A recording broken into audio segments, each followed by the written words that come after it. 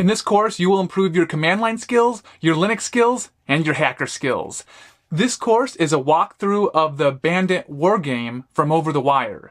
It's very similar to a CTF, which is a type of security competition where participants attempt to solve challenges on their computers to earn points. Sabyasachi will guide you through a series of security challenges involving the Linux shell, remote connections, and SSH.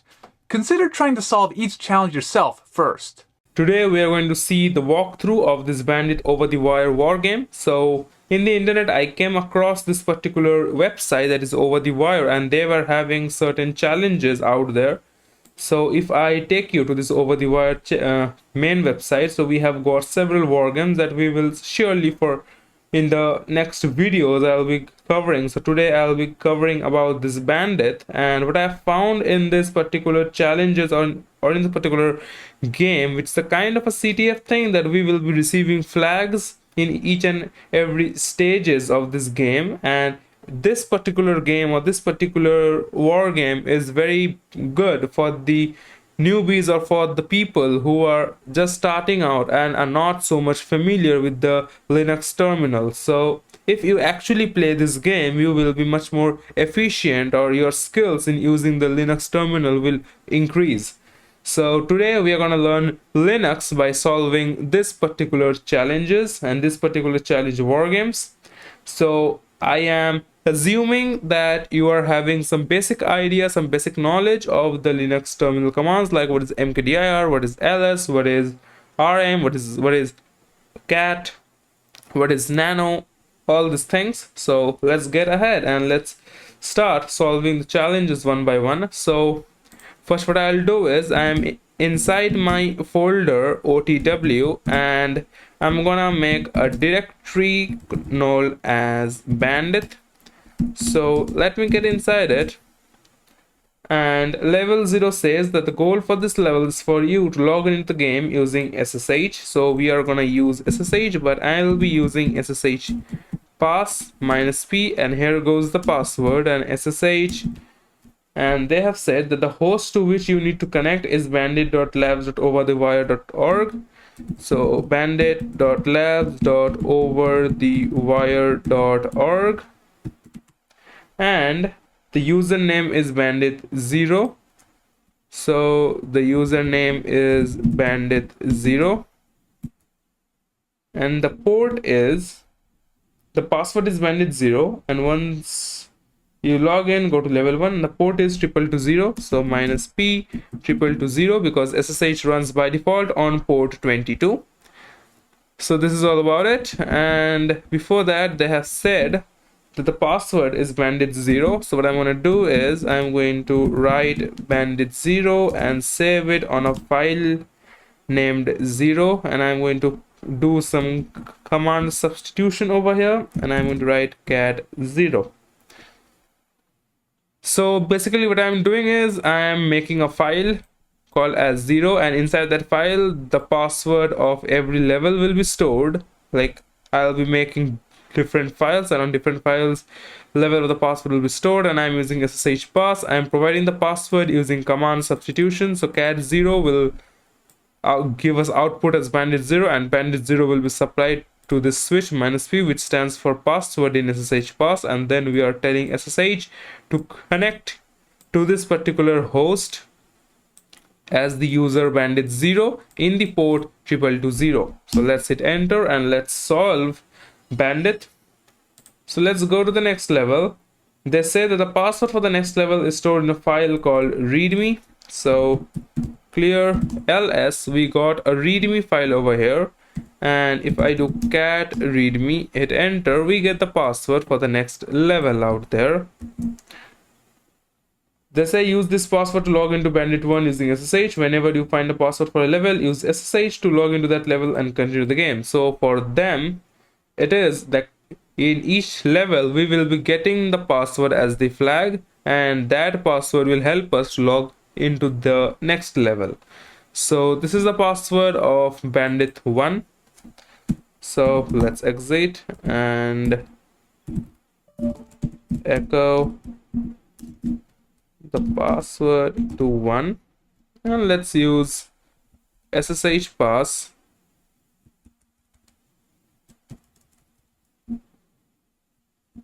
cat1, and let's switch the user to 1. In level 1, we have got that the password for the next level is stored in a file called minus.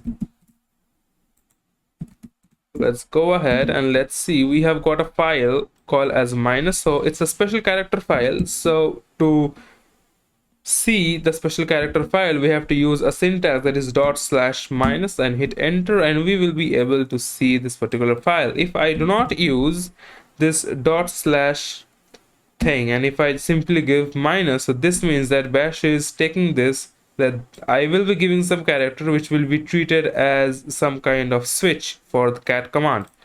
But this is not a case. We want to specify that minus is my file name, so for that we are giving /, and hence we have received the password for the next level.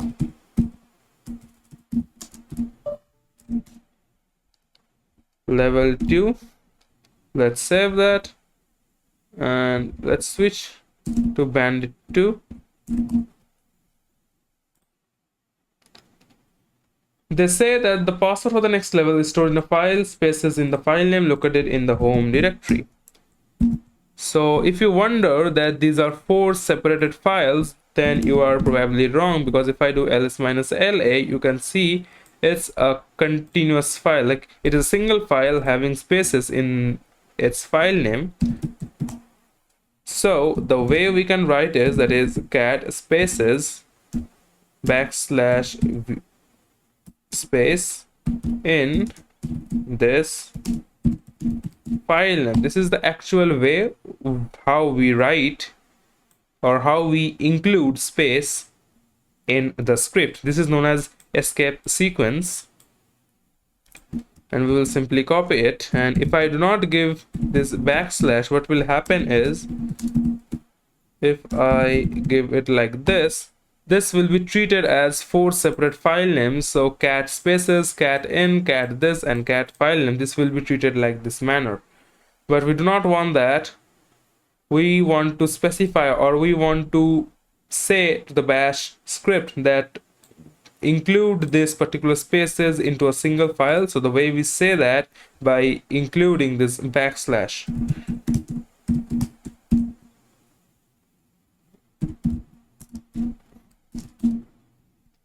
And it's of level 3.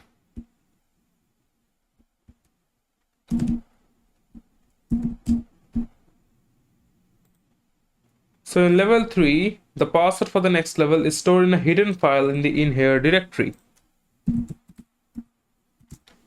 So we have got a directory over here, cd in here. So if I do ls, we can see nothing over here. So ls-la will show us that there is a file called as hidden, or we can also do ls-a, which will list all the files. -a stands for all, probably. I use the term all.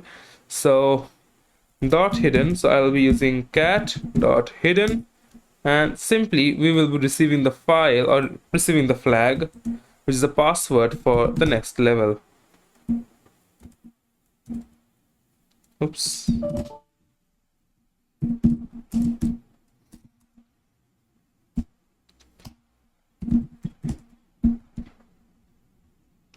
Let's switch to level 4.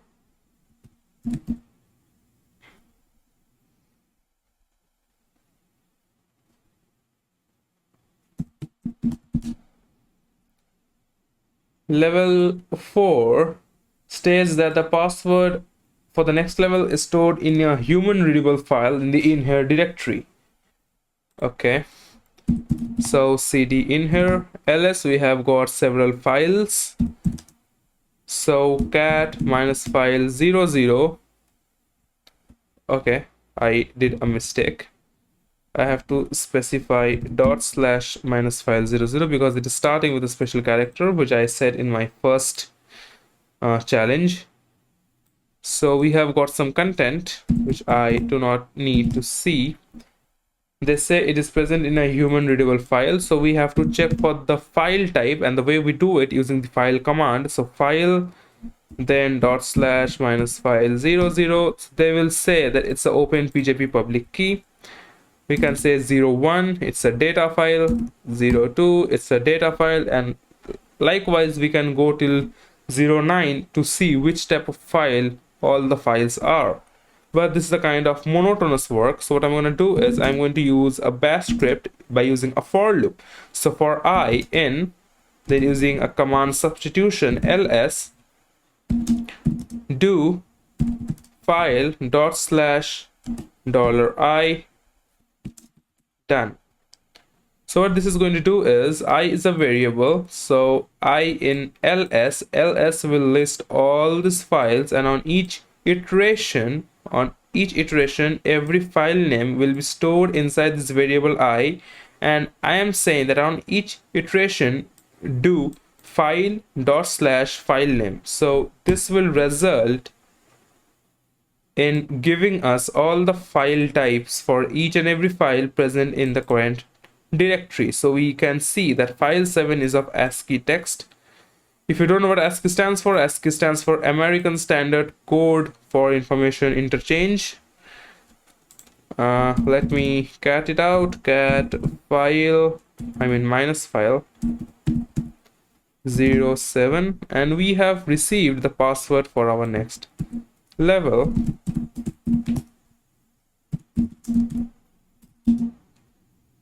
Let's save it as 5, and let's log in into Bandit 5.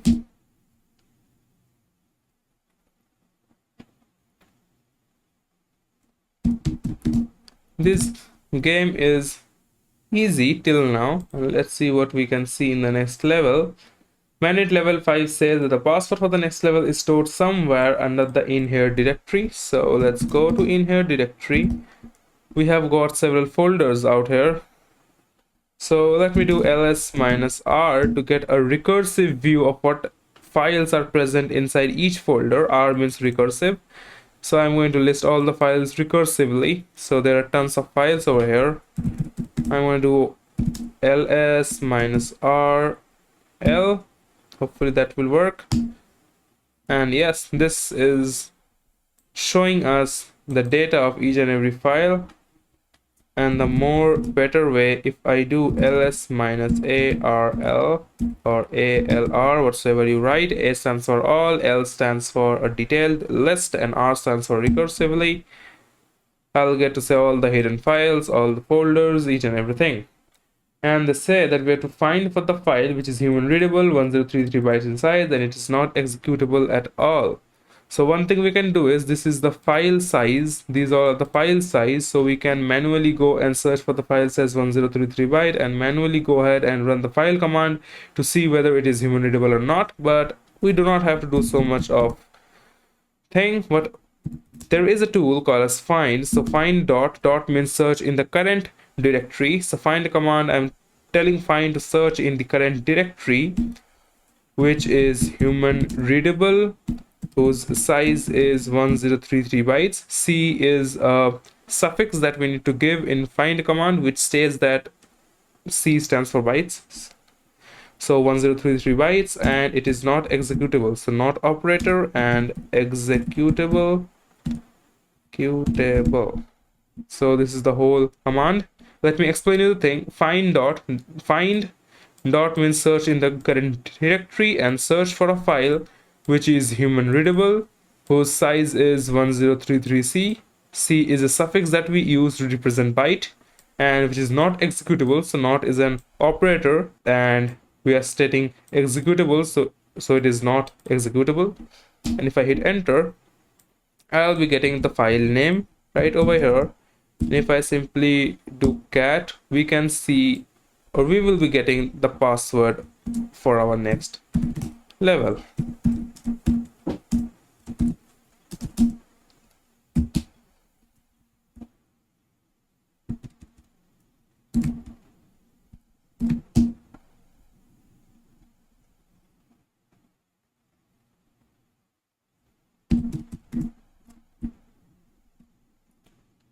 Let's go to level 6.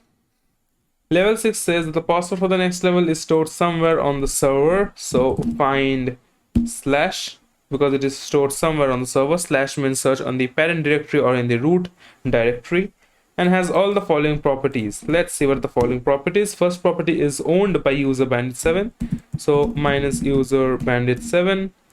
Owned by group bandit6, so minus group bandit6, and it is 33 byte in size, so minus size 33C. If I hit enter, we get to see lots of permission denied messages. Interesting. We shouldn't be seeing these messages. Right, over here we can see that there's a file which is not showing us permission denied. These are some messages that are being shown to us, but this file is not showing us any message, and it is stating bandit7.password. So what we can do is we can redirect all these messages into the garbage bin. So the way we do it is, if I just write over here to and redirect all the problematic messages to a dustbin present in Linux called as dev null, to represent all the problems, all the messages that are not of our usage, all the errors and all. So it will be redirected in this dev/null, and we can see the only file that is not shown any error or so. We'll be copying it, cat the file name, and we will be receiving the password for the next level. And that's great. Let's switch to bandit7, and I'm storing my passwords locally in my local machine so that in case my connection breaks, I can log in directly. So level 7 says that the password for the next level is stored in a file data.txt next to the word millionth. So ls, we have got data.txt, wc minus l data.txt gives us that there are 98,567 lines. If you are wondering what this means, wc stands for word count, and minus l is a switch which stands for that count the number of lines present in this particular file. So data.txt is having 98,567 line, and out of those lines I have to find the word millionth next to which my password for the next level is present.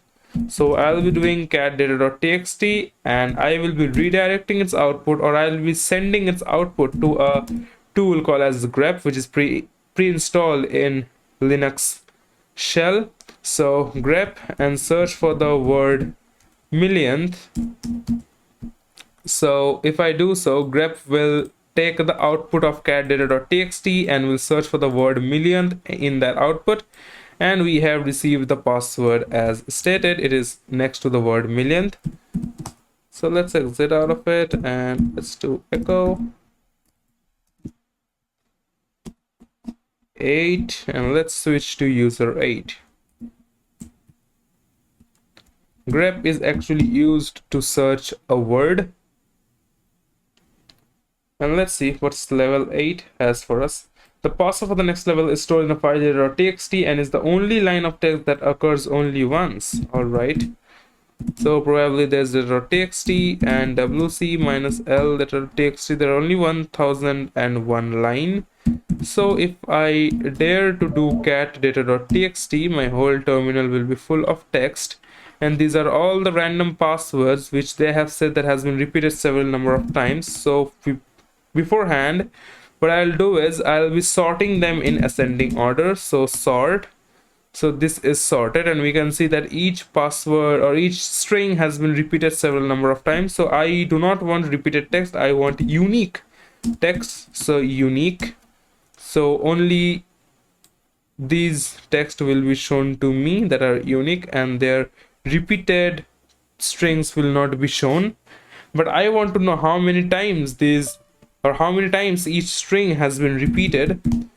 So for that I will be using unique minus c. Minus c stands for count. So each line has been repeated 10 times, and they have said that it is the only line that occurs only once. So we have got a line that occurs only once. So this is the probable password that we are searching for.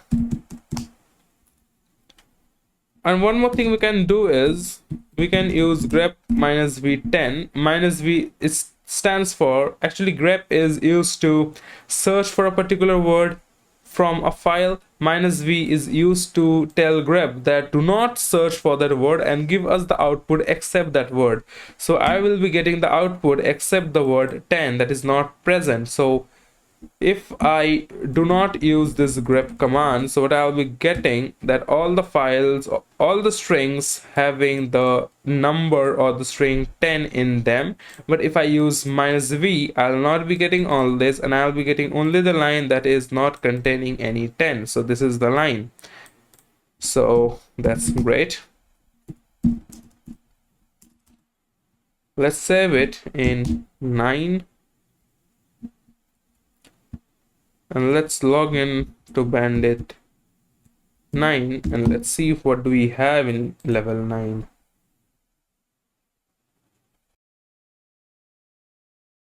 The password for the next level is stored in a file data.txt in one of the few human readable strings preceded by several equal to characters. So it seems that it is not a human readable string or human readable file, it's a data file. So if I dare to print the file, so we have got, or we have received a binary file. That's great. Let's do clear. I will be using the strings command. Strings is used to show us the human readable strings out of a binary or out of a gibberish file. So cat data.txt, so whichever file has any readable strings or human readable strings are present, that will be shown to us. And they have said that the password is preceded by several equal to's. So the password is starting with several equal to. So grep equals. So we can find that this is the password because it is starting with several equal to's. Every line has equal to, but not starting with several equal to. But these lines are starting with several equal to, and it is stating that the password is this, and like this is the password out of intuition. So let's save it as 10. Yep.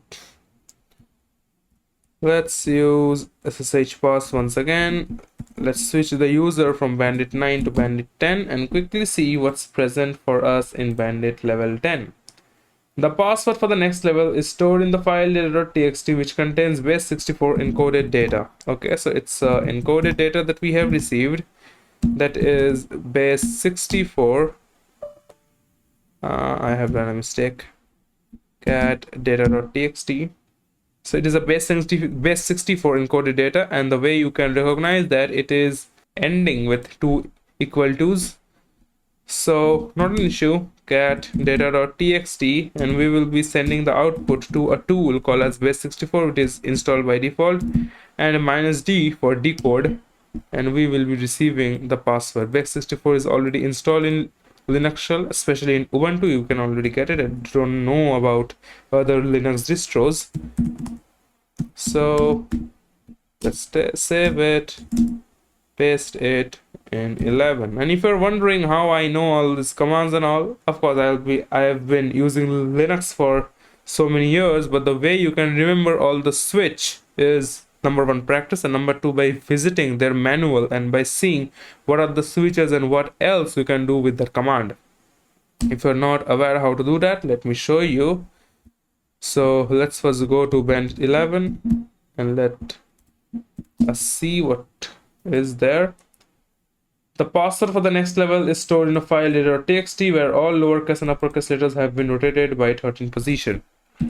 Okay, so ls data.txt. Now you might have seen me to use switches like ls-l, ls-a, la, ls -a, ls -r. How can I do so? Right, because I have been using a command that is man. Man stands for manual, and manual ls, man ls. This will show me all the things, all the commands, all the switches that I can actually use, or that is actually present for a particular command. So if I use the arrow keys to navigate around the manual, you can go ahead and read all the switches and use it and practice it in your day-to-day life. So you can see that I have been using capital R in my previous challenges. So it was for recursive. There has been several different things as well. You can see L for long listing format. So this is how we use it, and you can use -Q to quit the manual, and this is how I remember all the switches. So no worries, if you actually forgot some switch, you can go ahead and type man then the following command that you are not aware of, and then you can go ahead and read about that particular command. So enough of talk. We have got data.txt, cat data.txt. It is ROT13 encoded, so each alphabet has been rotated 13th number of times, not 13 times I would say. It has been rotated at the 13th number. What I'm actually trying to mean that if I say ROT13 algo, hopefully by seeing the image you can understand this is ROT13 algo. A is represented as N, B as O, C as P, D as Q, and vice versa. So GUR, so G for T, U for H, and R for E. So it's THE, so it's the, and probably it would be password is, and then some random password. So I'll be copying it, and let's go to all ROT13, and I'll be going to this website, awesome website, rot13.com. You can select your ROT algorithms, rotation algorithms. ROT stands for rotation, so they have used ROT13. I'll be pasting it, and they'll be showing us the decoded string will be shown to us. Decode is the correct word that I can use. So exit, and let me save the password in 12. Let's go and mess with level 12. Level 12 says that the password for the next level is stored in a file data.txt. Let's go ahead and switch to Bandit 12. Until then, I'll be having some water. So level 12 states that is the password for the next level that is stored in the file data.txt, which is a hex dump of a file that has been repeatedly compressed. For this level, it may be useful to create a directory and a temp in which you can work using mkdir, for example, this and that. Okay, so we have to do a lots of extraction and decompression, all those things. So if I do ls data.txt and cat data.txt, okay, this is a hex dump if you're saying a hex dump for the first time. So welcome or congratulations, you have seen a hex dump for the first time. So let's see what we can do with that. Before that, let me make a directory in the temp folder, because I don't think that I'm having permission over here to make a directory. mkdir, for example, Sabya? No, permission denied. Very good. cd tmp, can I make a folder over here? mkdir Sabya. Oh, file exists? Seriously? Who made it? Sabyasachi, great. I mean, of course, many people are using this same server, and I'm not the only person having the only name Sabyasachi. Okay. mkdir, game. Okay, so game does not exist. Let's see the game. Let's copy the data.txt into that game folder. I mean, let's go to game, and great. So we are having this file over here. Now let's cat data.txt and give it to xxd -r. xxd is a tool that is used to generate as well as reverse a hex dump. So -r stands for reverse. So if I hit enter, we can see all those of stuff, some binary stuff probably. Let's do clear and let's save this file into another file, for example hex dump. If I clear it out, if I do ls, we can see two files. There are txt and hex dump, and if I do file hex dump, you can see it's a gzip compressed data. If you're not aware what gzip is, in Windows we are having rar, in Windows we are having zip files, similarly in Linux we are having gzip. So I will be renaming this hex dump into hexdump.gz, which is the extension of gzip file, and I'll be using gzip to decompress this gzip file. So remember, I have renamed or changed the name of the file hexdump to hexdump.gz, and now hexdump doesn't exist. So if I just show you ls, you can see hexdump.gz exists. Now I'll be doing gzip -d. Gzip is a tool that is used to decompress or compress files. So gzip -d and then hexdump.gz. If I do ls, we can see that this file has extracted another file called as hexdump, and let's see what is the file type of that particular hexdump file. So it's a bzip to compress data, which is kind of similar to gzip as well. So I'll be renaming it to bz2. Why 2? Because they have used bzip2, so its extension is bz2. If I do ls, you can see hexdump.bz2 exists. So bz2, I mean bzip2 -d hexdump.bz2. So they have produced hexdump. It has produced hexdump. File hexdump, again a gzip file. So mv hexdump hexdump.gz, again gzip -d, oops, sorry, gzip -d. They've extracted hexdump again. Now it's a tar archive. You can see it's a POSIX tar archive. I'll be using tar -xvf. Xvf actually means, or you can write is xvf like this as well. X stands for extract, V stands for verbose, and F stands for file. So what I've got probably hex, I forgot the file name, hexdump. So tar -xvf, then hexdump. So verbose will actually tell me that what file or files this tar archive has extracted for us. So it has extracted data 5.bin for us. So let's see, file data 5.bin. It's a tar archive again. So this time data 5.bin. It has extracted data 6.bin. Let's see what is the file type of data 6.bin. It's a bzip2. So mv data 6.bin into data 6.bin.bz2.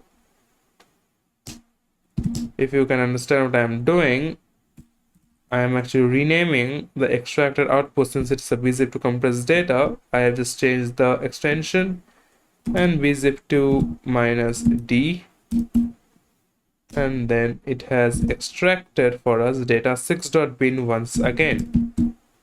And how did I know that? Because I have already changed the name data 6.bin into data 6.bin.bz2. So let's see what type of file it is. It is a tar archive again. So let's go data 6.bin, right? It has extracted data 8.bin. Great, data 8.bin. It's a gzip file again. So mv data 8.bin to data 8.bin.gz, and gzip -d data 8.bin.gz. We have received data 8.bin once again. So file data 8.bin, it's an ASCII text. So let's write cat data 8.bin, and here is the password. The password is this for our next level. So it is 13.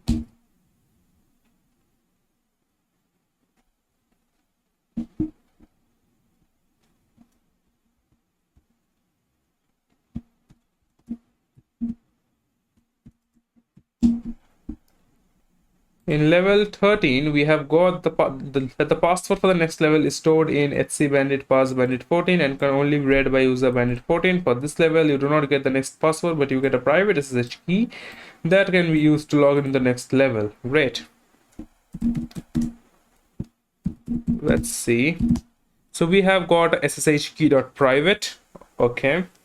So we are going to use this private key to log in into SSH or to log in into Bandit 14 using SSH. So I'll be using SSH Bandit 14, and since we are logging in using inside the Bandit server itself, so we will be using localhost, and also they have noted that localhost is a host name. -p is 2220 for sure, and we are giving an identifier that we do not have the password, but we do have a private key. So use this private key to identify me as Bandit 14. So it's asking for permission. I'm giving it yes, and we are inside Bandit 14. A quick who am I? You can see Bandit 14, and I will be navigating into the etc folder where there's a folder called as Bandit Pass, and I will be extracting the password for Bandit 14. So I have done so. Let's open another shell over here real quick. OTW bandit. Over here, present all the passwords. Echo this to 14. Let's see what challenges we have in 14. The password for the next level can be retrieved by submitting the password of the current level on port 30,000 on localhost. Okay, so the password for the next level can be retrieved by submitting the password of the current level. So we have to submit the password of the current level on the host localhost and on the port 30,000.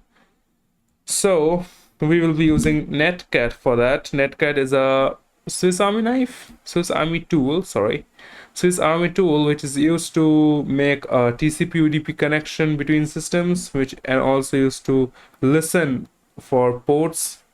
So you will be understanding what I'm trying to say, or rather, if you go to man nc, you can see it's an arbitrary TCP UDP connection that listens. You can see all the descriptions. You can pause the video and read it. So nc, and I'm connecting on localhost on port 30,000, and it is asking me for the password of the current level. So if I provide the password and hit enter, I will be getting the password of the next level. And let me close it for the next level. So if I hit exit and exit, echo, store it as 15, and let's go to Bandit 15. So straight away from 13 we are going to Bandit 15. That's great. Let's go to Bandit 15. The password for the next level can be retrieved by submitting the password of the current level of to port 3001 on localhost using SSL encryption. So in netcat we were using HTTP, or normal connection clear text protocol, but here we will be using HTTPS, that is SSL encryption. SSL stands for Secure Socket Layer. So for that we'll be using a tool called as OpenSSL. Actually, I haven't been using a tool for so long, so I kind of forgot what's the format. So probably it's OpenSSL as client -connect localhost is the host name, and I think I have to give the port name like this, 30,001, and then I have to give the password. So before that, let me write pass is equals to, probably I've saved the password, yeah. So it's saying read R block, like this is the output of the thing. If you're confused what actually happened, let me close the connection, let me clear it, let me save the password in a particular variable so that I don't forget. Now I'll be using OpenSSL. I'll be telling that my client is, with whom I want to connect, is localhost, and the port I want to connect is 30,001. If I hit enter, it will show me all the messages that connected, can't use SSL, get server name, whatever, some headers, some certificates, some more information, some handshakes and all, some hex dumps again. So we are not really interested, and you can see there's a prompt that is waiting for us to give the password. So I'll be pasting the password over here, and if I hit enter, it says correct and gives us new password. If you could see this block right over here. So I have given the password of this level, that is Bandit 15, and we have received the password of Bandit 16. So let's copy it.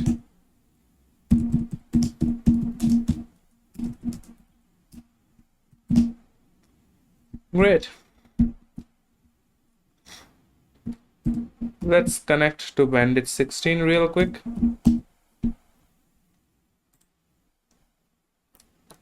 The credentials for the next level can be retrieved by submitting the password the current level to a port on localhost in the range 31,000 to 32,000. First find out which of these ports have a server listening on them, then find out which of them speaks SSL and which don't. So there is only one server that will give the next credentials. The other will simply send back to you whatever you send to it. So we have to do some port scan and some network enumerations over here. So the best tool I can only find that in my arsenal or in my toolkit, that is Nmap. So Nmap scan the localhost from the port range 31,000 to 32,000. So Nmap has said that these are the ports that are open. So I'll be telling Nmap, okay Nmap, do one more favor, scan the localhost in the given port of mine.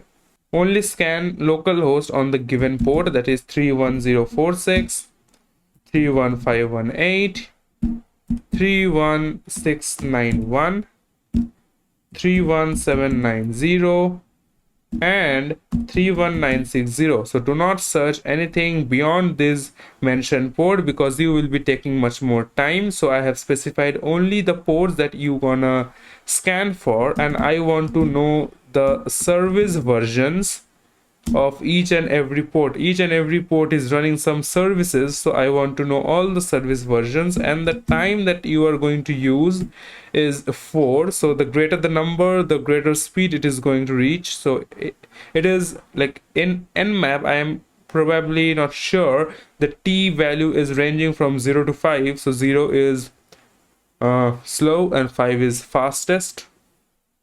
So I use T4. So I'm telling Nmap to scan the localhost for these ports and tell me what are the service versions are running. Hopefully from the explanation you have understood. And of course it is going to take a lot amount of time. So let's see. So out of all the given ports, we have to find which port speaks SSL or which port has SSL service running on. So we have to separate those, and there is only one server that will give us the next credential, and other will send back to you whatever you send to it. Okay, so probably I have to give the password. Okay, here they say that can be retrieved by submitting the password of the current level. So I have to submit the password of level 16 to one of those ports using OpenSSL, because they have said that it is using OpenSSL. Now if I use the up arrow key in the terminal right here, so I'll be able to understand that only 80% done and 14 seconds remaining. So let it do the scan. Okay, we have got lots of data, 100% done. Okay, nmap scan report. These are the ports that are open. These are some some responses. So the ports that are open are this one, 31518 and 31790. So I'll be doing OpenSSL client minus connect, and wait, before that, cat etc bandit pass bandit 16. Let me save the password real quick. Let me copy the password. Rather, what I can do is simply I can do xclip over here. Not installed, not a problem. What xclip does is xclip will basically take this particular output and will save it in my clipboard, so I do not have to copy it once again. No problem. I have copied it, and let's use OpenSSL. So OpenSSL s underscore client minus connect localhost. On the port, the first port is 31518 and it says echo. So let's see, 31518. Gut feeling says that it will probably gives us the output that we are providing it. If I say the password, yeah, this was that server, which they say that others will simply send back to you whatever you send it. So if I say hello, how are you, I am fine, subscribe to my channel and all sorts of things, channel. So this is not the port that we are interested in. There was one more port, that is 31790. Let's see. So instead of this 31790, let's hit enter and let's paste the password. And okay, so we have received correct, and we have received a RSA private key file. So let's copy it, Ctrl+Shift+C. Let's go to temp folder and make a directory called game. It exists 12, okay, cd game 12, and let me make a copy of it. So nano RSA file, and I'll be pasting the certificate over here, not the certificate, the private key, and I'll save it. So there's my RSA file, and it is currently having permissions that all people can at least read it. The user who has created the file can actually read write it, doesn't matter. Groups can read write it, which matters, and other people, the whole world, can read it. Private key needs to be very, very secret. Private key is not for everyone to share. So we have to change the permission. So I'll be using chmod, this change mode, maybe 600. What does 600 means? That 4 stands for read, 2 stands for write, and 1 stands for execute. So 6 means that for this user, for user, 6 means read and write only. So like it's 4 and 2, so read write. 0 means nothing for groups, and 0 means nothing for rest of the people. Hopefully that makes sense. So if I do ls minus la right now, you can see that only I am having read write permissions. Read write, as I said, read stands for 4 and write is 2. So 4 plus 2 is 6, so that's why 6, and everybody's having 0. And now I'll be using SSH. So SSH minus I RSA file bandit 17 at the rate localhost -p2220. Yes, and we are inside Bandit 17. Who am I? We are Bandit 17. Let's go to Bandit 17, and I have done a big mistake by removing the thing. I could have saved the Bandit 17 password. Anyways, not the password at least. Or rather, what I can do is cat etc bandit pass and bandit 17. Alright, this is the password.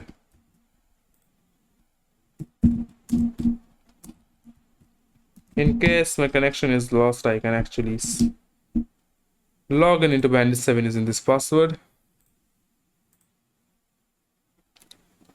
Bandit level 17 says there are two files in the home directory, passwords.old. Let's see, ls password.new, password.old, yes, and the password for the next level is in password.new and is the only line that has been changed between password.old and password.new. Okay, so what this says that there are two files, password.old, so there's an old password file and a new password file. The content of old password file has been duplicated into password.new file except one particular line, and we have to find that line which actually contains the password of the Bandit 18 user. So for that we will be using a command called as def. Let me just def, then password.old password.new. Def command will give us the difference between password.old and password.new and which line has been changed and which line has been added. So this line has been removed and this line has been added. So I will be copying this line, which is the password for Bandit 18. Let's exit and echo, not Bandit, only 18. And did I do a mistake? Oh, we are in Bandit 16. Sorry, I thought I was in my root directory. Let's save it. Thank God I cross-checked it. Anyways, in Bandit 18 we have got, or in Bandit 17 we have got. Okay, so we have solved it. Let's go to Bandit 18 first of all.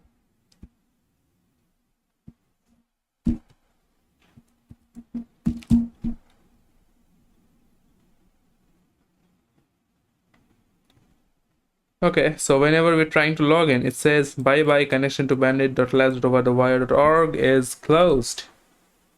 And they have given a note, if you solve this level and see bye-bye when trying to log in into Bandit 18, this is related to next level, that is Bandit 19.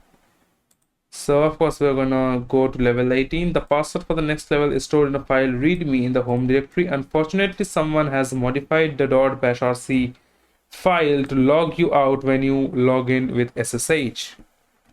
Not an issue, Bandit. What I'm gonna do is probably we can inject command in SSH. Now let's see, let's go to man SSH. I'm not aware, man command not found.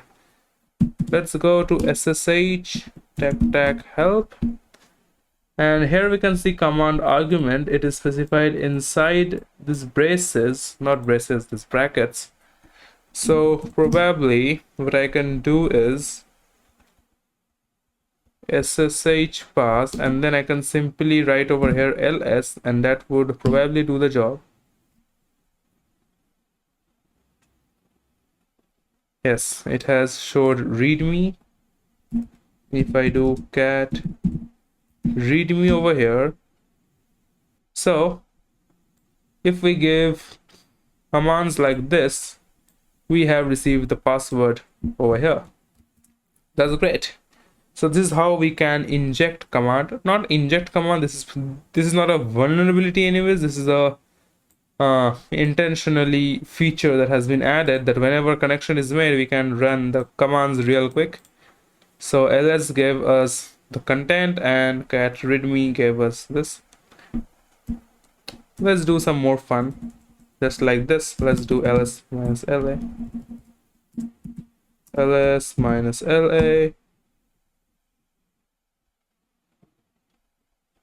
and we'll be getting all those things. Anyways, so this is for level 19. So echo this level 19. Let's move ahead to level 19 right now, and let's see what we have for us waiting. So in level 19, to gain access to the next level, you should use the set UID binary. Okay, so we have to tackle with the set UID binary files in the home directory, execute it without arguments to find out how to use it. The password for this level we found in the usual place, this. After you have used the set UID binary file, I have by mistake I have used these commands over here, for which I am not being able to go inside. Okay, so we are inside Bandit 19. There's a set UID binary file. What does set UID binary file and how to recognize it? If you see the file permissions real quick, there is S present. S stands for set UID binary file. What that means is that this file is having the privilege of Bandit 20, but this file can be executed, or this file can be run, like Bandit 19 can run this file, and this file has the permission of Bandit 20. So for the time being, Bandit 19 will be getting the access of Bandit 20's privilege. So the time taken to run this particular set UID binary file, for that amount of time, Bandit 19 will have the privilege of Bandit 20. So we will be using, or we will be taking the advantage of this particular good news or good feature.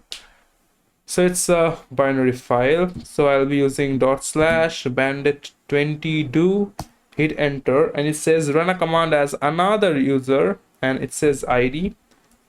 So if I say ID, it will of course show my ID because I am running it, but of course it will show or give me leverage of Bandit 20. So if I do cat etc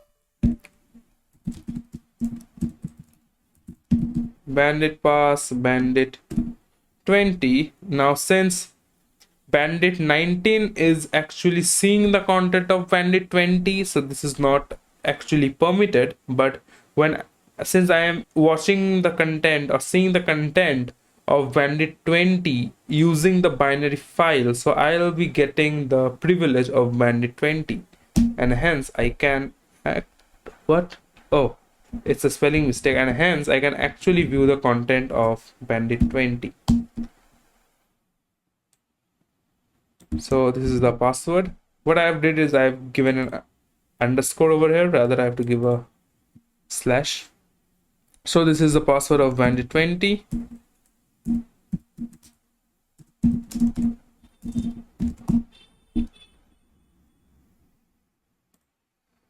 Let's go and solve Bandit 20. Let's see what do we get. SSH pass, switch to Bandit 20.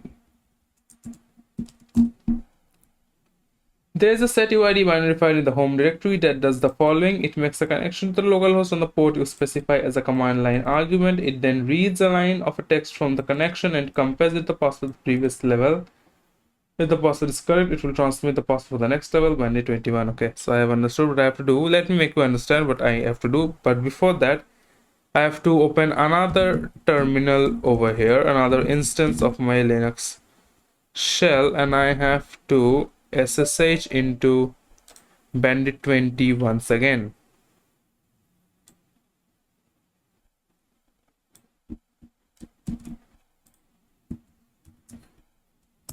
So let me go inside Bandit 20. Now I'm inside Bandit 20. Let me just cat out the password of Bandit 20. This is the password, and let me copy the password and keep it in my clipboard because I need it. What this challenge is saying, that there will be Let me first go over here and clear this terminal out. ls, there's a binary file known as su connect. What this will do is, if I execute it, it will tell me that usage dot slash su connect and then a port number. So it will establish a connection into that port. And what we need to do, we have to establish, or we have to connect to that same port, and through the second shell we have to send the password of the current user, and this binary file will compare the password of bandit 20 with the password that we have supplied. If that matches, then only it will send me the password of bandit 21. So the way we will do it, I will first establish a netcat listener over here. So nc minus lvp, L stands for listen, V stands for verbose. Verbose will give me all the output, all the backend output and all. P stands for port. So port, let it be 4 twos, not 222, 4 twos.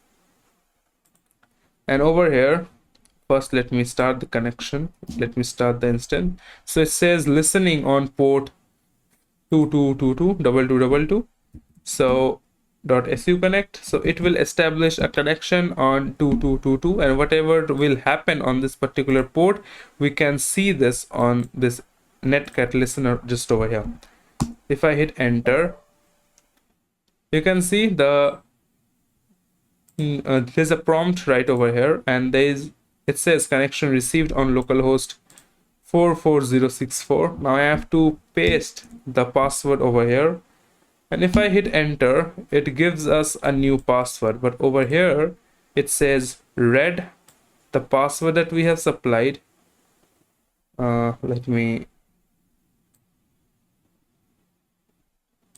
Okay. The password we have supplied, and it says we have read the password that we have supplied, and password matches, sending next password, and we have got the next password over here. So I'll be copying the password. Let's hit exit because that's none of our use. Let's save the password of bandit 21, and let me close it from here as well. And let's go ahead and switch the user to bandit 21.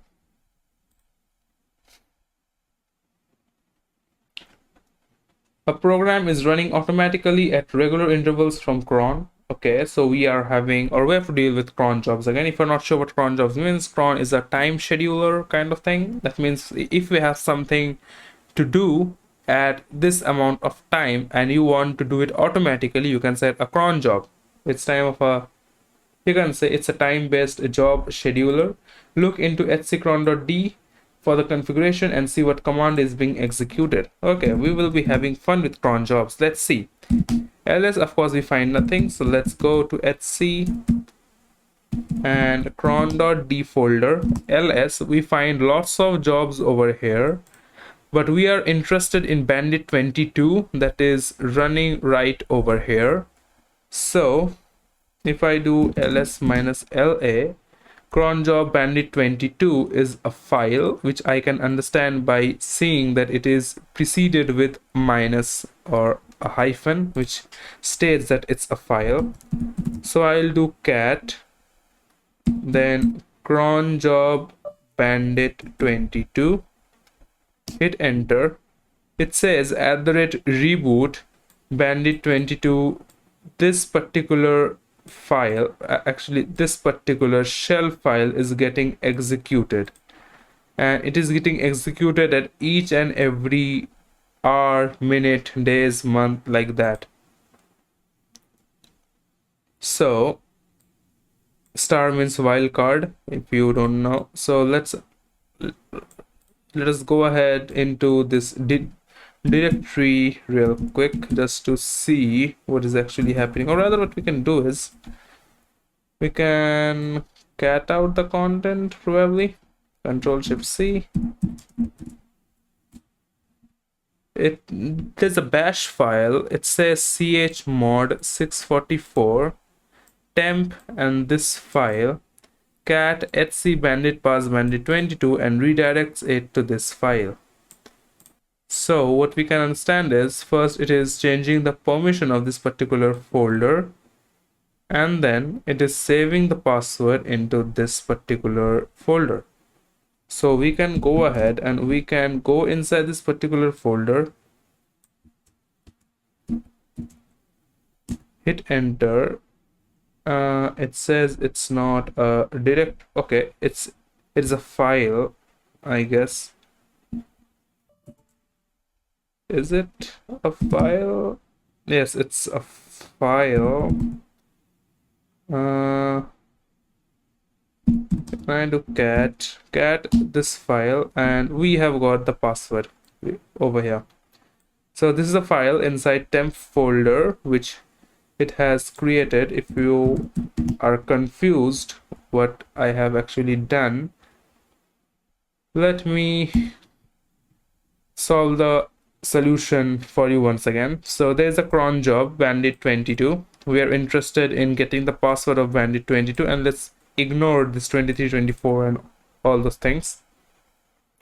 So since these are files, so let's see what these are doing. What are the scripts written? So there's a script that is getting executed, which is over here. So let's see what is the content of that particular script.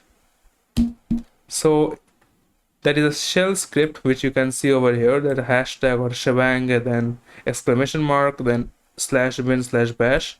Chmod, it's changing the permission of this particular file, and cat, it is catting out or taking the password of bandit22 and setting it, or redirecting, or rather saving the password or storing the password in this particular file. So what we have done, we have copied the file name, we have simply went cat, and we have hit enter and read it. How can we, like, how did we get to understand that we can actually read the file? Because of the permission 644. I said 4 means read, so everybody can read. At 6 means there is 2 permission, read and write, that is 4 and 2. So the user that has created this particular file can both read and write, and rest of the world and the groups can read it. So we are having the read permission, so we can read the file, and we can copy it, we can exit out of it, echo. This is for level 22. Let's go ahead and let's go and solve bandit22.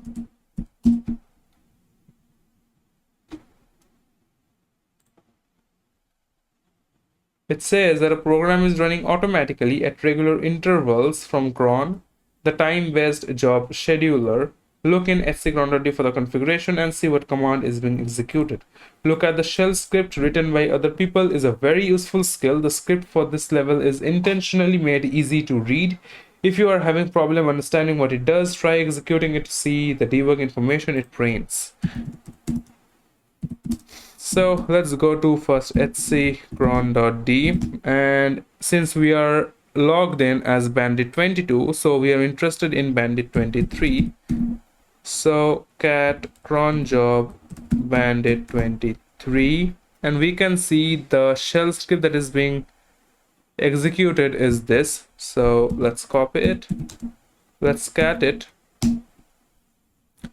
It says hashtag hashtag exclamation mark bin bash my name, and then this. Now since it is being run by user bandit23, so who am I will give us bandit23. So my name equals to bandit23, my target is equals to echo I am user bandit23, taking it, giving it as md5 sum. Okay, copying the password file etc bandit password my name, that is bandit23. So copying etc bandit pass bandit23 so to temp, and then the file name over here, my target, cat etc bandit23, it is echo. Okay, the cat etc bandit23 to my target. Okay, so what this is actually doing is my name is equals to who am I. So in this case, who am I will be bandit23. My target is equals to echo I am user my name. So echo I am user bandit23, and it is being passed to MD5 sum. So it is being encrypted into MD5 algorithm, and then they are using cut command. So what will actually happen is, if I do not give like this, so there is a minus sign right over here. So to remove this minus sign, they're using this command, cut command. If I also give, okay, MD5 sum, if I also give this and hit enter, I'll be getting this file name over here, this MD5 sum. If I copy it, and they are storing this thing into a variable called my target, and that's what they're saying, that cat hc bandit23, the password of bandit23 is being stored into temp my target. So if I go to cd/temp/my target, not cd since they're catting it, so it's a file, it will be cat, and here is the password.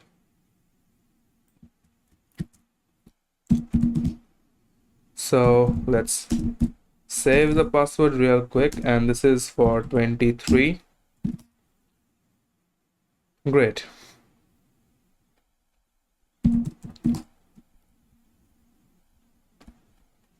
Let's go to level 23. Let's see what do we have waiting for us. No more cron, please. I'm tired of it. Oh, again, some cron jobs. Okay, so our program is running automatically at regular intervals from cron, the time-based job scheduler. Look in this for configuration and see what command is being executed. Same thing. This level requires you to create your own first shell script. Okay, so this is a very big step, and you should be proud of yourself when you beat this level. Note 2, keep in mind that your shell script is removed once executed, so you may want to keep a copy around. All right. Let's see.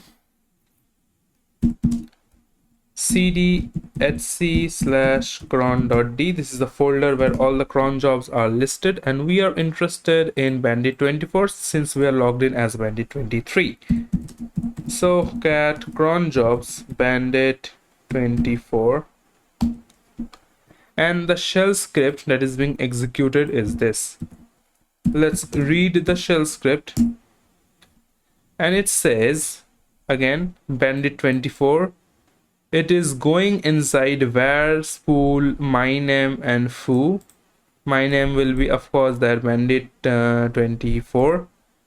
It is doing for in star dot star, so whatsoever file name with whatsoever extension, do if file name not equals to dot and file name not equals to dot dot. So if the file name is not a hidden file or not a hidden directory, then I'm not sure what this is doing. Stat -1 is format %u dot slash. So basically what I can understand is it is kind of executing the file after 60 seconds because timeout. You can see -s for seconds. I don't know what 9 means, but 60 seconds and $/$i. So whatsoever file is present inside var spool bandit24 foo, the files present inside this are once executed each 60 seconds, and then they are being removed. And it is being executed by bandit24, so we can actually see the password of bandit24. Great, so I am having a very fishy idea, and I think that's what they want us to do, to create our own first shell script. So I'll be going inside cd where spool, they say it bandit 24. If I do ls, I get to see foo over here. I don't know whether you can see or not. Let's go to foo, not fool, sorry, foo. Of course I cannot do ls.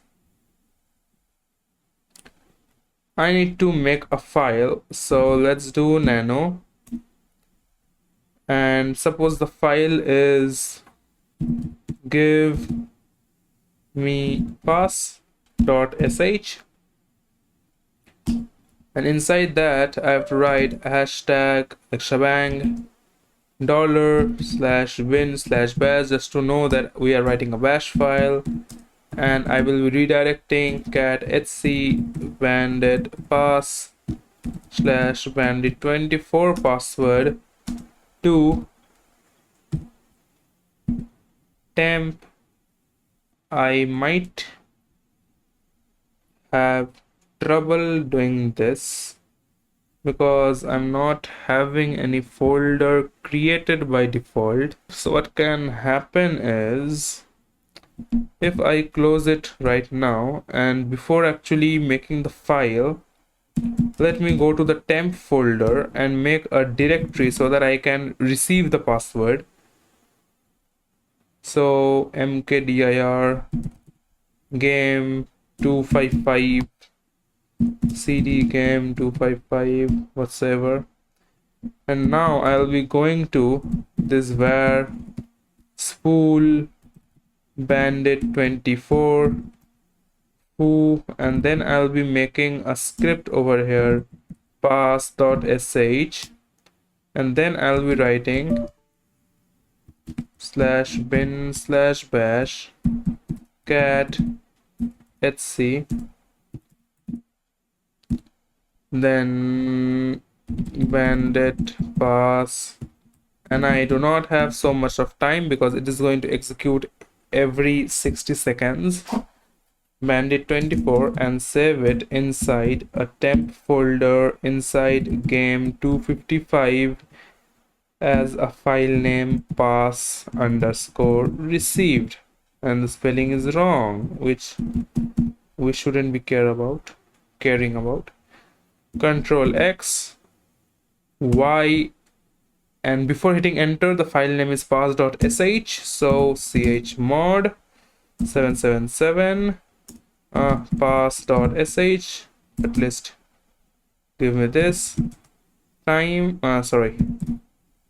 date, it's 55, so after 5 seconds we should be getting our file. If I do ls temp, and before that let me do date, and of course 60 has been passed away, sorry.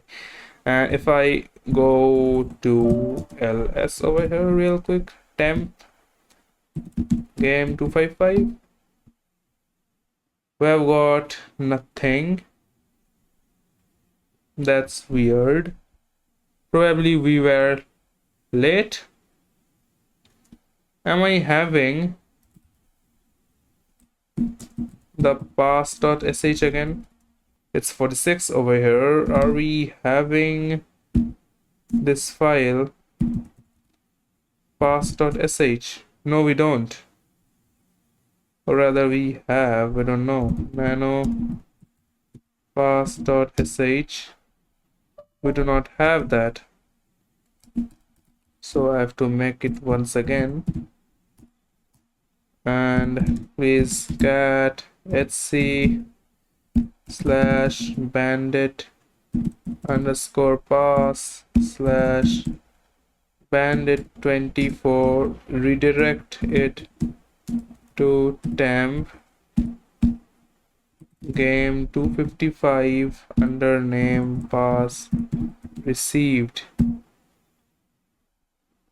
and control X, Y, enter, chmod 777 to pass.sh to pass.sh, and let me see the time. It's 53. Let's wait for 7 seconds.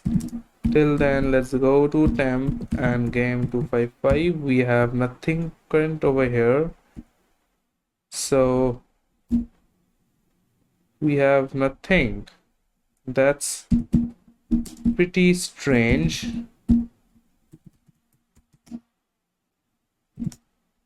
We are having nothing.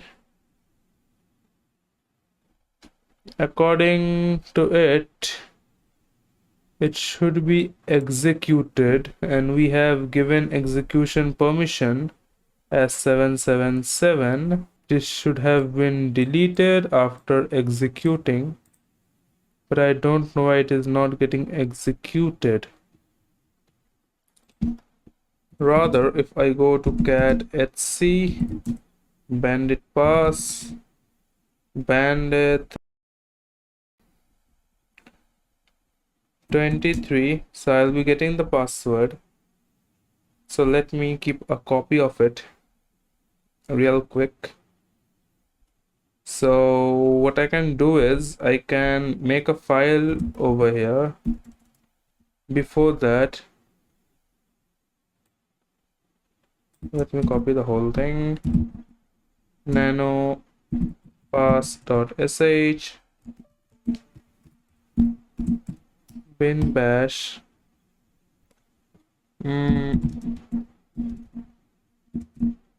this one 24 and save it in tmp slash game 25 slash password 24 ls pass.sh is there, ls minus la. We have to give read write permission. So if I do ls minus la, it is having a read write permission. Now I'm going to, we have lots of time, so I'm going to copy this pass.sh into var spool bandit 24 who, and if I check date, it's 42. If I do ls slash var slash spool and then bandit foo and then pass dot sh, it's present over here.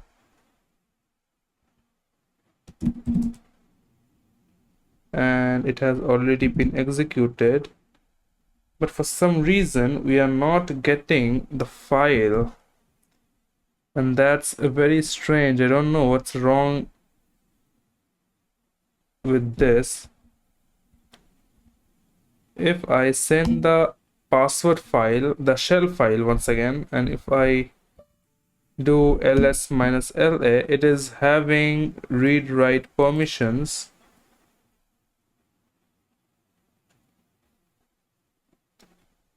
And if I do date, we're having much more time right now.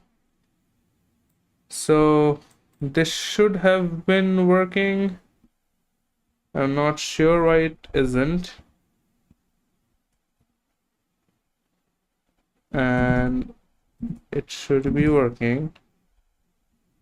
Come on, please work. And it is not working. That's great, and it has been deleted as well. So let's see what wrong am I actually doing. Let's go and read the source file once again. But I realized real quick over here that one thing that I was doing wrong, that my this particular folder, that is game 25, is not actually having the permission to receive any kind of files, because it is not having that permission to receive files or to modify the, like, due to the file permission issues, we are actually facing this problem. So what I want to do is chmod 777. I'm giving read write execute permission to this particular folder, that is game 255.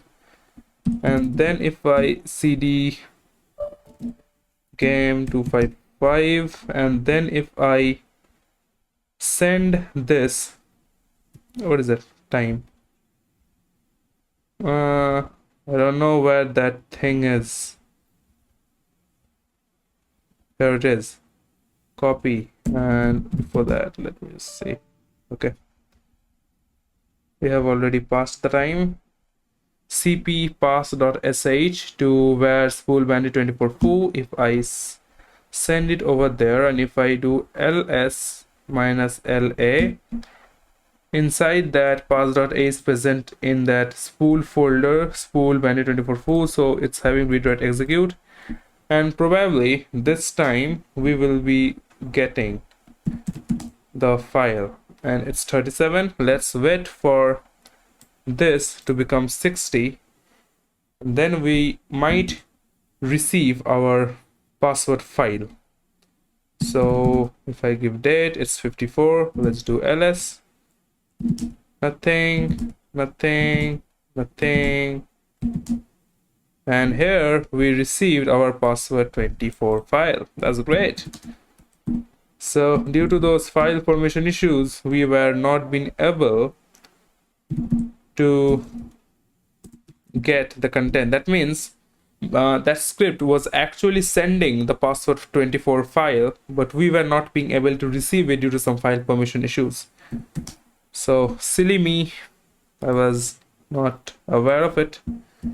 Control Shift C, exit it and echo, save it to 24. Let's go to 24.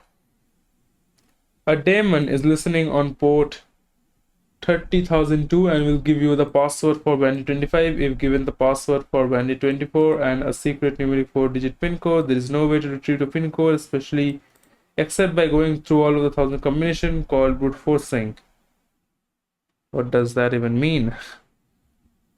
Let's see. 24.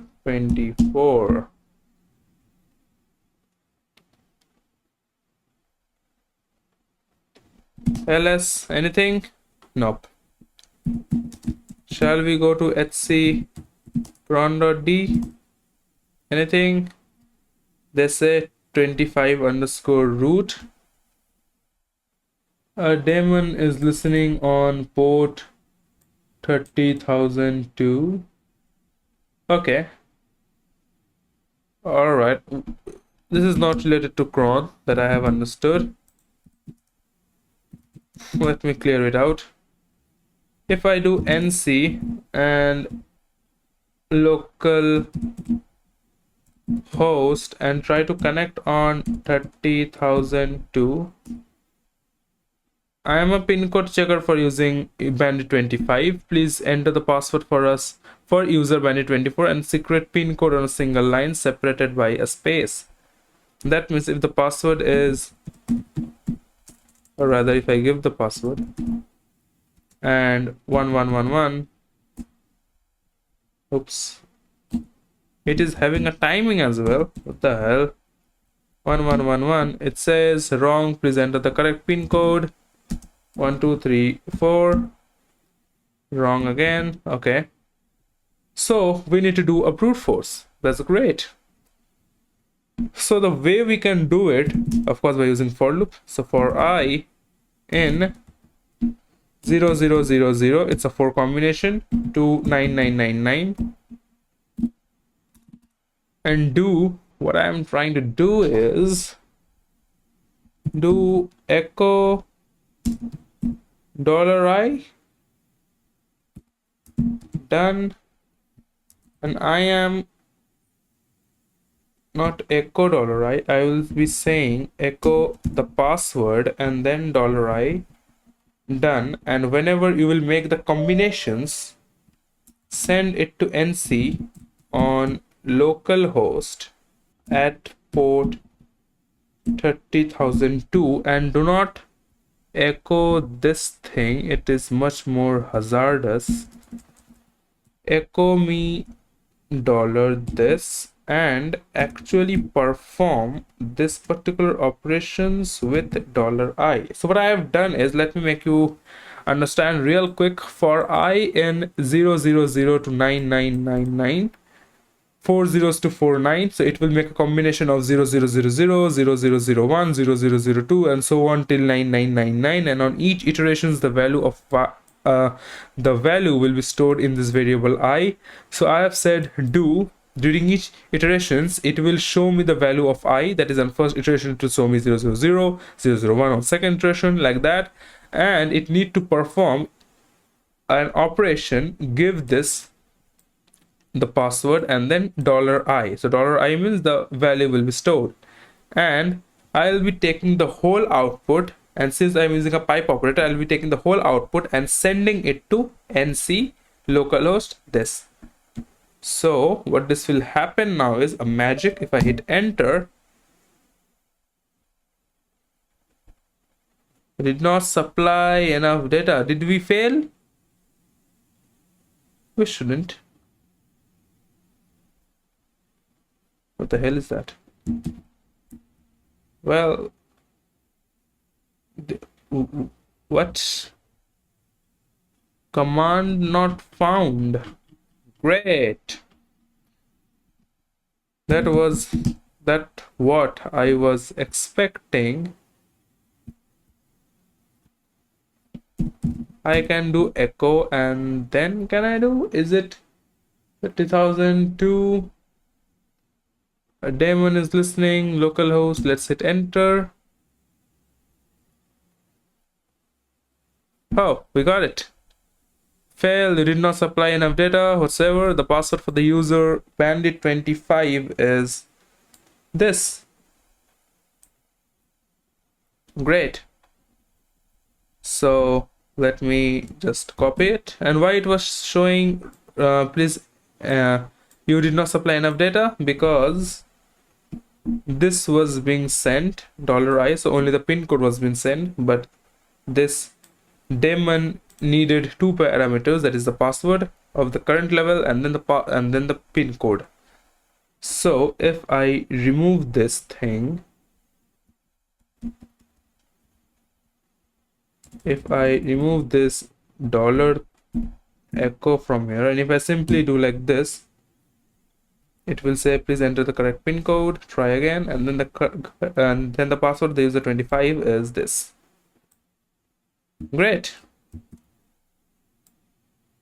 Let's copy it perfectly. Echo and store it on 25. Let's go and have a look on challenge 25. What's waiting for us?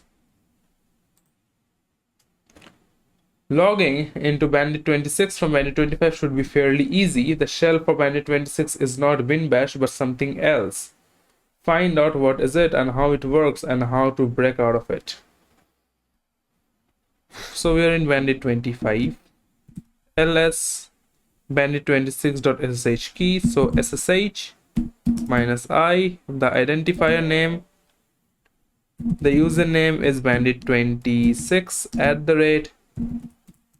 @localhost -p2220. Hit enter, click on yes. It says connection to localhost closed. It says the shell for user bandit26 is not bash. What shell is being used by bandit25? Bin bash. Let's go and see cat etc passwd file. It's too of a gibberish written. Grep bandit 26. It is using show text. So what we can do is user bin show text. Can I see cat user bin Show text. Oh. Okay, looks like a shell command. Export term equals to Linux. Execute more parent text.txt. I don't know what that means. Text.txt. Is it the banner that they're printing? Probably, I have no idea. Is it this banner? Because it is different from what we have. Like, it is different from this banner. Probably, I do not know. So what we can do is they're using more. Can we do anything with more? I haven't used more since long time. Let's see what do we get over here. Can we execute commands using more? Oh, we have got something, by the way. V is used to start up an editor, specifically VI or Vim. Okay, so environment shell. Okay, let's do one thing. What more actually does it? If I could give you a good example, if I go cd over here, do I have something? Let's make a file, touch file.txt, and let's run a loop for I in 000 to, for example, 555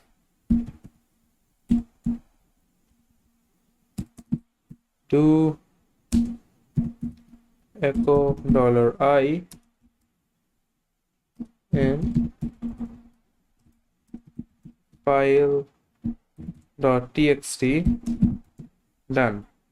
And if I just cat file.txt, you can see all the numbers are over here. But what more will do is, if I show it to you like this, and if I write more and then file.txt, it will give us a prompt till here, and we can use the down arrow key to navigate. You can see I'm using the down arrow key to see the content, and then it says end. So it is giving us a prompt over here, and that's what we will be using right now. So if I do this thing once again, if I give yes, probably I have to make the screen much bigger or the text much bigger. Whatsoever I do, doesn't matter. Let's give yes. I have to make the screen much smaller. I have understood. Can we exploit it? Okay, so you can see we have got something like this. Oops. Again, we have got a stop, and then I will be pressing V. So I am inside the Vim shell. Let me keep it like this. And let me minimize it. I'm inside Vim. Now, do not write how to exit Vim. I'll be showing you. Do not worry for that. Probably is to set. If I could zoom it for you. Shell is equals to bin bash and like this unknown option shell. Okay, I have forgot Vim as well. I mean, this was, can we write like that? No, we cannot. Yes, I know that I'm in insert mode. Is to, oh, we have somehow entered into insert mode, and I don't want that.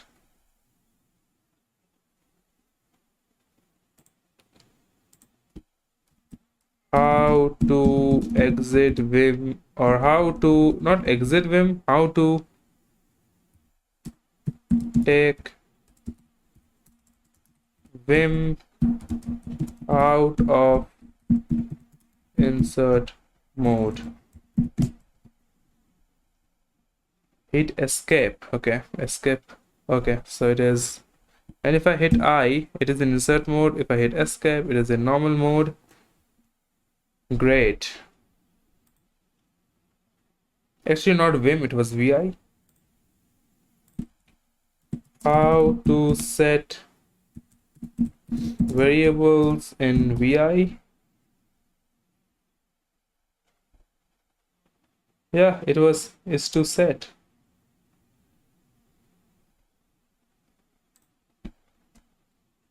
Is to set show is equals to bin bash, and then again is to shell probably. Let's see. Is to let echo. Alright, so I believe we are facing certain problems. Guess what? Let me try that once again. If I do like this, since it is using more, so we should be stopped over here. Hit V. So we are in Vim right now. Let's maximize, not maximize at least. Let's set it over here and in a proper size. Is to R to read a file, that is etc/bandit underscore pass /bandit26. Is to R stands for reading a file. Warning, changing a read-only file. Please enter a type command to continue. Enter. And yes, over here we have received the file, the password, Control-Shift-C, of level 26. And how to quit is to q underscore. Hopefully. Nope. Yeah, what is that? Yeah, it's done. Hopefully it's done. I don't know. Or it's 2 underscore q, maybe. Let's see how to do it. It's 2 underscore q. Oops, sorry. It's 2 underscore q. Or it's 2q. Yeah, it's 2q. Whatsoever. Doesn't matter. Let's exit out of it and echo. This is the password that we have got, and this is of 26. That was an interesting thing. I didn't use Vim or VI for so long. Actually, I don't use so often, since I've got Visual Studio, Sublime Text, and many other cool text editors. What's that? Connection to Bandit Labs or closed? What? And why is that so? Let's go to level 26 and let's see what challenges we have again. Good job getting a shell. Now hurry up and grab the password for Bandit 27. Oh, I forgot that Bandit 26 is not using bash. It is using show text or something like that. Can I use command over here? Like ls?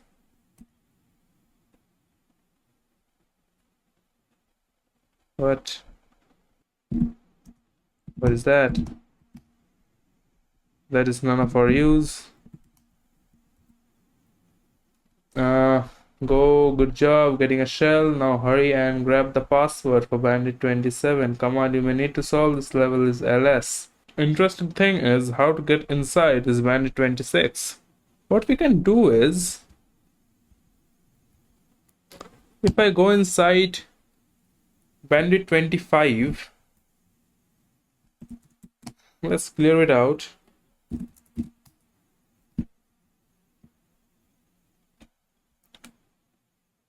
Let's search for the word command So there are various ways we can use command in Vim. Is there any word for a shell? So what we can do is we can do the same stuff. We have got this key and I don't think that it is present over here. Great. SSH minus I, this, what the hell is that? Key bandit 26 at the rate localhost minus p 2220, and since it is using more, it should stop, and I am using v over here, and now it should be fine. And now I'll be using is2 set shell is equals to bin slash bash, and once it is set,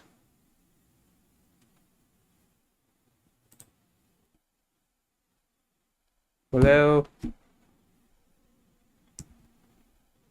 okay, so it is set. Now I'll be using is2 shell, and we have got a real shell over here. Great. So if I do which bash, you can see we're using user bin bash. So we have actually set the variables in, like previously I was giving capital letter variable, but over here we had to give small letters, so that was working. If I do ls, we got bandit 27 do, so dot slash bandit 27 do, run command as another user, so simply cat etc bandit pass and bandit 27, and we will be getting the password for bandit level 27. That's great. Let's exit out of it. Let's close it. is2 q, it's closed, not closed. What's that? Exit, echo as 27, and now let's go to bandit 27 user, and let's see what do we have in level 27. There's a git repository at this location. The password for the bandit 27 git is same as the user bandit 27. Clone the repository and find the password for the next level. Clone the repository, that means I have to go inside temp, make dir game 123 cd game 123, and let's do git clone of this repo, and hopefully this repo exists. I don't know. Hit enter. Yes. What? Permission denied. We are trying to log in into the server on port 22. What that means even.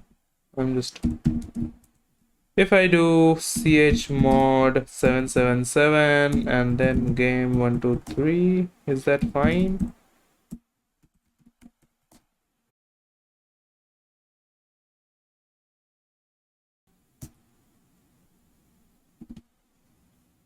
What the hell? Please make sure you have the correct access rights and the repository exists. What the hell that even means? Permission denied. Could not read from remote repository. That's one big issue and I don't know what to do. What I can do, one thing is, since I'm not getting the permission, so what I'm going to do is I'm using another command, that is make temp, so it will make a temporary folder in the temp directory, and Hopefully it was this. I don't remember.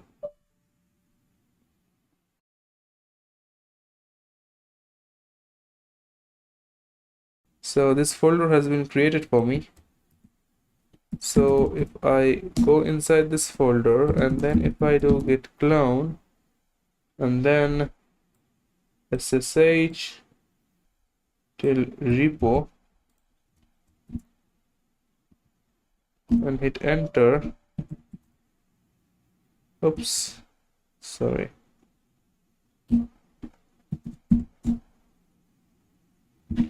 This says problem again, and you're trying to log into the server on port 22, which is not intended. And it says please make sure that you have correct access right, which I do have, but also the repository exists, which I'm not sure, but I don't know why this is being shown to me. Get @localhost. Shall I do something like localhost is 22220? Yes, finally we have solved this. So localhost @220, bandit 27's password. What is the password of bandit 27? Cat OTW bandit 27. So let's paste it, hit enter, and we have received cd repo. So cd repo ls readme cat readme. The password to the next level is this. Okay, so exit, echo this next level, that is 28. Great, let's go to level 28. And I think this has been changed recently because I have seen many write-ups and many other solutions and walkthroughs. In nowhere I have actually got the solution that I was facing, but I have actually cracked it, and I'm happy for that. Let's go to level 28. It says there's a git repository at this, so let me copy it. Before that, make temp -d cd /temp/tmp dot juf gvngoge probably, and inside that git clone this, and after localhost just add the port number 2220 and hit enter. Click on yes. It asks for the password of level 28. Let's see. Take this password, paste it over here. We have got repo, cd repo ls cat readme.md. We have got if I look at readme.md, it says us that some nodes for level 29, credentials and password is hidden. We have git installed. Great. And are we having the git folder .git? Yes. So that means we can see the commits that has been made. So git commit, sorry, I mean commits, I believe. I don't know what was the, come on, let's see the git, what to say, those are cheat sheet.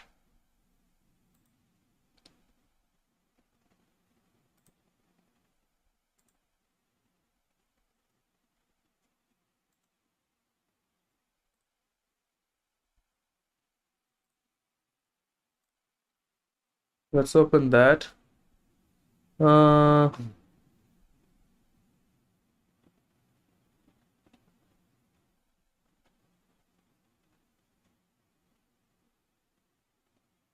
okay, so I was finding for logs. So git log. So it says add missing data. So here's a commit. So copy and git checkout probably. Let's go ahead and see. Where is that? Yeah, git checkout. And then the commit name, hit enter. And then if I do cat readme, I'll be getting the password. So you can say what I've done is, or rather I would suggest you to go ahead and learn Git.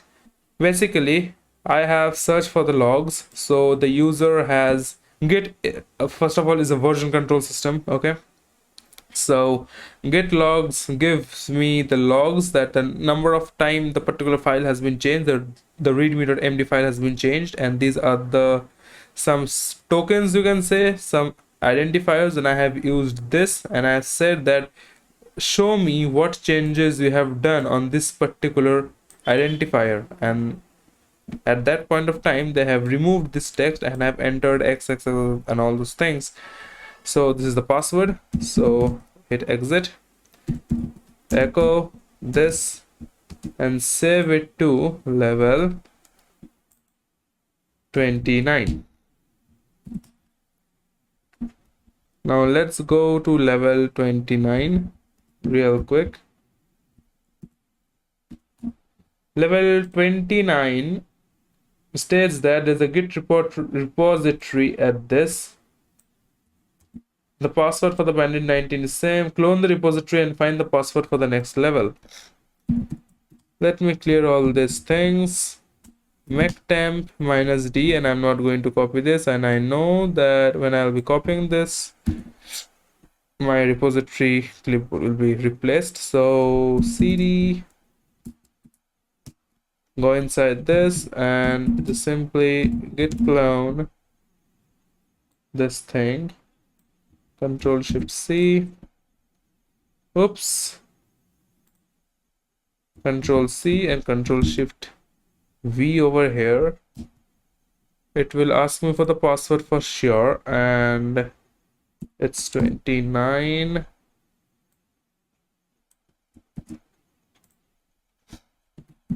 Click on yes. Oh, sorry. What I have done a mistake that I did not add the port. Click on yes. The password I've pasted. Received. CD repo. We have got a readme.md, no password in production. Tell me what are the branches present is master, and what are the branches present? It's dev, master, and exploits dev. Git log, fix username, initial commit of readme, no password in production.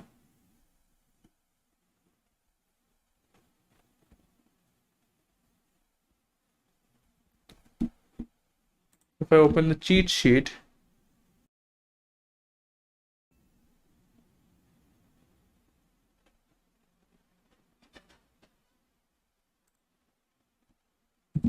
git checkout dev,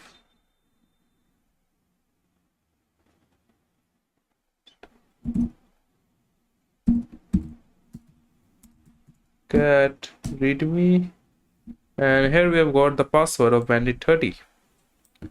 So what I've done is they said that no password in production, so it was in the master branch. That means you can say it as a main branch, but when I did -r, it showed me the several branches as well. That was dev, master, and exploits dev. So dev stands for development. So if it is not in production, it is in development phase. So I said that git checkout and then dev. So I want to visit that dev branch, that development branch, and they said that switch to a new branch dev, and then I did ls to see what are the folders present in that branch, folders and files.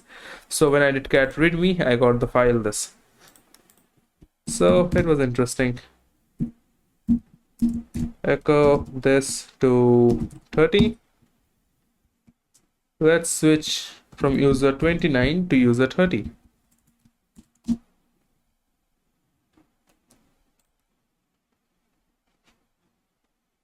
There's a git repository, clone the repository and find the password of text level.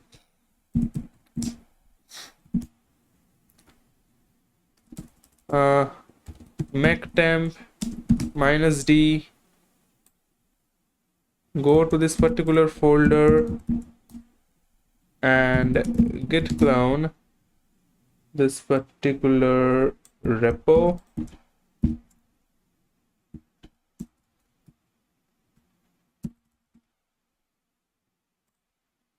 Control C, Control Shift V, and in localhost press 2220. Let me copy it, go over here, give the permission, give the password, hit enter, clear ls cd repo ls cat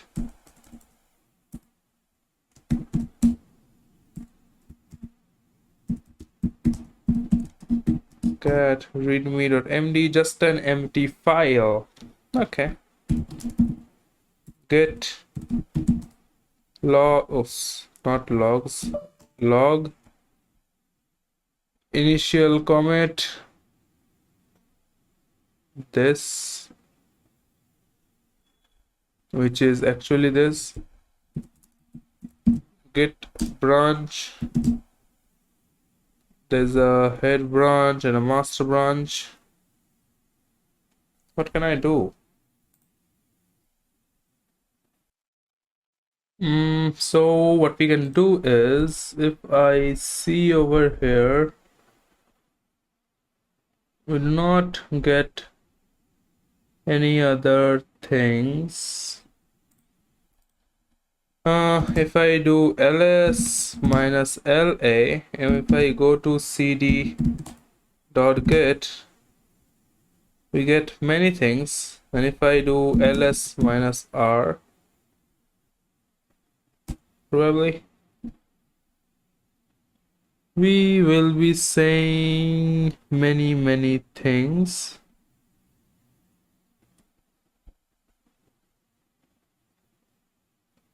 Which is kind of confusing. If I cat out description, nothing, cat config, nothing, cat index,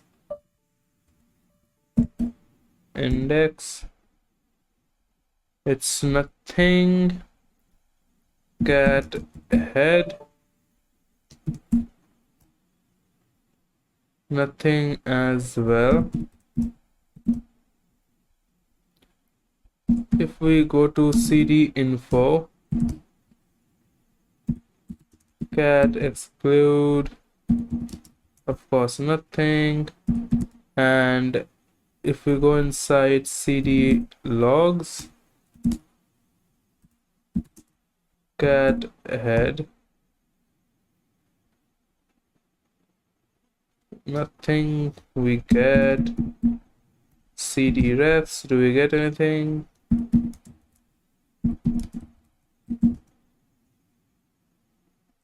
If I go to hooks, nothing we get over here. Do we have tags in Git? I don't know. If we are actually having tags or something like that, get tags. Can we tag someone? Because when I was having your Hacktoberfest, when I participated in that Hacktoberfest, over there's something called as tag, but in the cheat sheet there is nothing known as tags. So yeah, so git tag will list all the tags out there. So git tag, so there's a tag called as secret. Okay, that's fine. How to see tag? Git show and then tag. Okay, so git show secret, and hopefully that's the password for the next level, which is 31. So let's see. Let's go to level 31.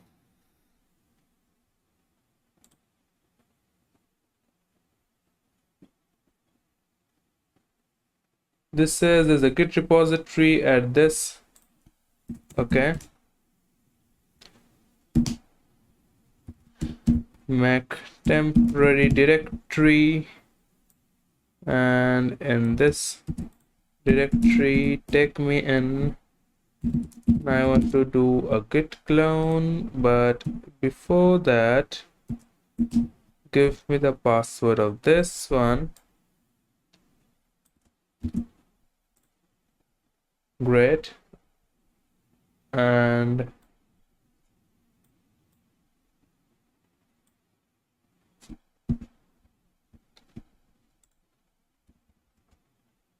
localhost is 2220. Hit enter. Yes, I have copied the password already. It's done. cd repo cat readme. That's cat readme. May I come in? Master file name. The time your task is to push a file in a remote repository. Okay. Master, so let's make a file. Echo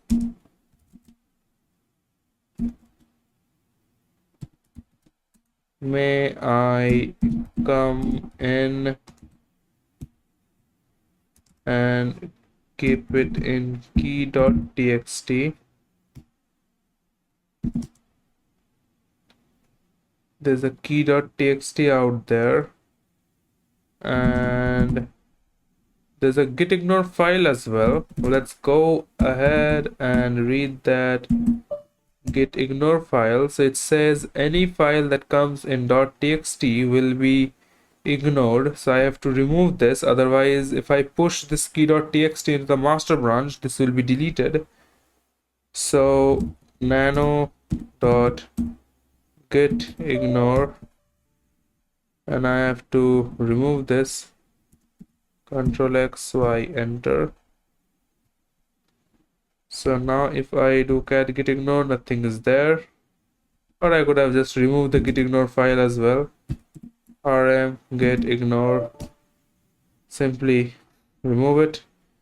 And then I think git commit add, probably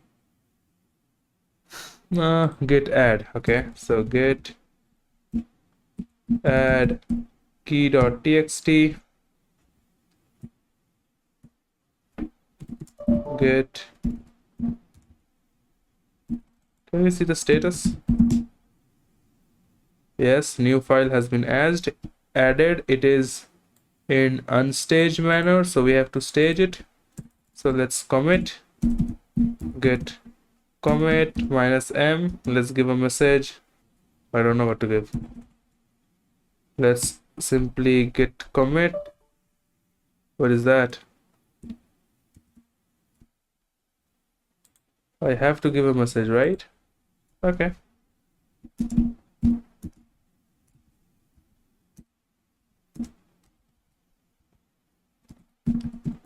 Added key.txt. One file change, create mode key.txt, and now git push remote branch. Okay, so what if I do only git push? It requires the Bandit 31 localhost password. Control Shift V. Yeah, I am already having it. Let's paste the password. It failed, and well done. Here is the password for the next level. Okay, we have done it. So let's copy it, exit, and echo. This is probably the password of level 32. Hold on, it was 31, right? Yeah. Level 32. So let's get ahead and let's solve Bandit level 32.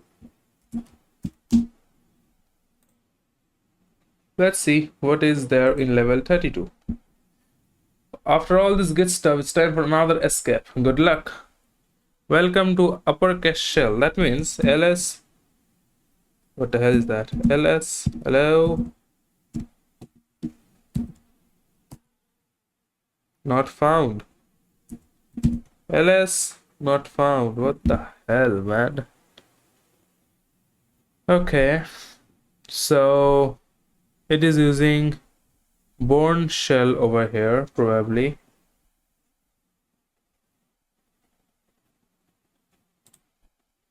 It is not a normal bash shell. It's Bourne shell, so it's Bourne Bourne shell. I don't know what to write. Commands. These are only those things. Bourne shell manual.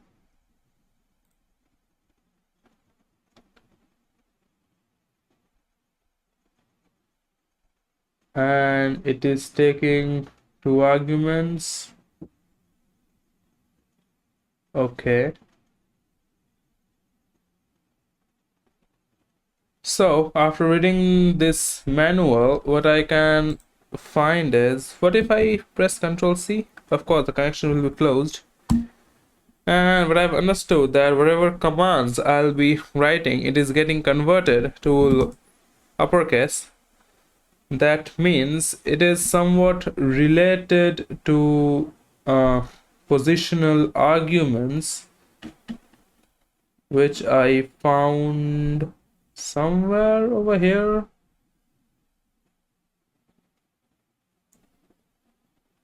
Regarding all this, you can see parameter substitution and command substitution. So in this parameter substitution, if I give $0, let's see what we get.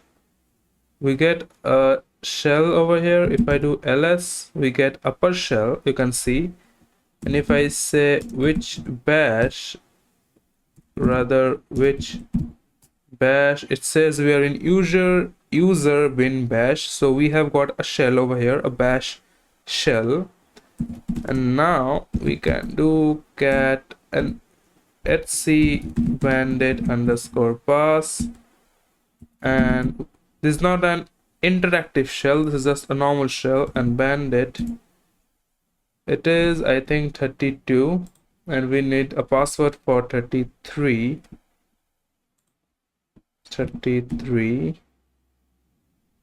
probably 33. Can we do so? Yes. So here is the password for bandit 33. So let's go ahead and echo this to 33. Let's write exit over here and Control C.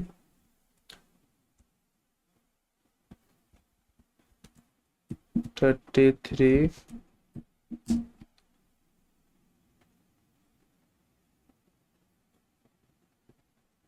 No such file. Seriously? No such file. Oh. OTW bandit and then 33.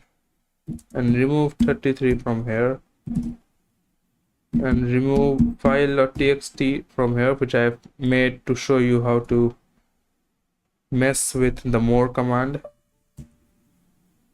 Let's go to level 33, which is the last one. At this moment, level 34 doesn't exist.